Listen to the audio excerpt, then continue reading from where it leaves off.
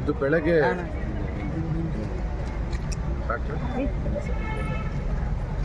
ನಿನ್ನೆ ಬೆಳಗ್ಗೆ ಶಾಬಾದ್ ನಗರದ ಶರಣ್ ನಗರದಲ್ಲಿ ದೀಪಾಲಿ ಅನ್ನೋ ಹುಡುಗಿ ಅಂಗಡಿಗೆ ಹೋಗಿ ಬರೋ ಮುಂದೆ ಬೀದಿ ನಾಯಿಗಳು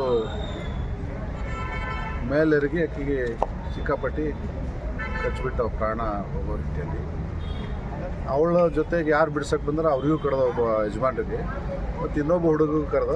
ಮತ್ತು ಶಾಬಾದ್ ನಗರದಲ್ಲಿ ಬೀದಿ ನಾಯಿಗಳ ಹಾವಳಿ ಹೆಚ್ಚದು.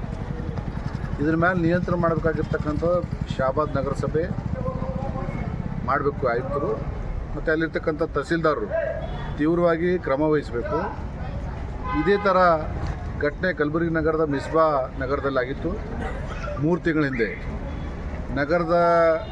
ನಗರದಲ್ಲಿ ನಾಯಿಗಳ ಹಾವಳಿ ಅಂತೇಳಿ ಪತ್ರಿಕೆದವರು ಸುದ್ದಿ ಮಾಡಿದರು. ಈ ಹೇಳಿಕೆ ಮತ್ತು ಪತ್ರಿಕೆಗಳ ಎಚ್ಚರಿಕೆ ವಹಿಸಿದ ಮ್ಯಾಗೂ ಸಹಿತ ಜಿಲ್ಲಾಡಳಿತ ಕುಂಭಕರ್ಣ ನಿದ್ದೆ ಮಾಡ್ತಾಯಿದೆ. ಈ ಬೀದಿ ನಾಯಿಗಳ ಮೇಲೆ ನಿಯಂತ್ರಣ ಸಾಧಿಸ್ಲಿಕ್ಕೆ ನಗರ ಸಭೆಗಳು ಮತ್ತು ಪುರಸಭೆಗಳು ಮತ್ತು ಮಹಾನಗರ ಪಾಲಿಕೆ ಕ್ರಮ ವಹಿಸ್ಲಿಕ್ಕೆ ಹಿಂದೇಟು ಹಾಕ್ತಾ ಇದ್ದಾರೆ. ಇನ್ನು ಈಗ ಹೆಣ್ಮಗಳಿಗೇನು ಈ ಪಾಲಿಕೆ ಮೇಲಿನ ನಾಯಿ ಕಚ್ಚಿದೆ, ಅವಳ ಒಂದು ಪರಿಹಾರಕ್ಕಾಗಿ 5 ಲಕ್ಷ ಜಿಲ್ಲಾ ಆಡಳಿತ ಕೊಡಬೇಕು. ಜೊತೆಗೆ ಇಡೀ ಜಿಲ್ಲಾದ್ಯಂತ ಇರ್ತಕ್ಕಂಥ ನಗರ ಪ್ರದೇಶದಲ್ಲಿರ್ತಕ್ಕಂಥ ನಾಯಿಗಳ ಹಾವಳಿ ತಡೆಯಲಿಕ್ಕೆ ತೀವ್ರವಾಗಿ ಕ್ರಮ ಕೈಗೊಳ್ಳಬೇಕು ಜಿಲ್ಲಾ ಉಸ್ತುವಾರಿ ಸಚಿವರು. ಇಲ್ಲ ಅಂತಂದ್ರೆ ಮುಂದೆ ಆಗೋ ಘಟನೆಗೆ ನೇರವಾಗಿ ಅವ್ರ ಮೇಲೆ ಪ್ರಕರಣ ಆಗಬೇಕಾಗ್ತದೆ. ಡೆಪ್ಟಿ ಕಮಿಷನರ್ ಗುಲ್ಬರ್ಗ, ಜಿಲ್ಲಾ ಉಸ್ತುವಾರಿಗಳ ಮೇಲೆ.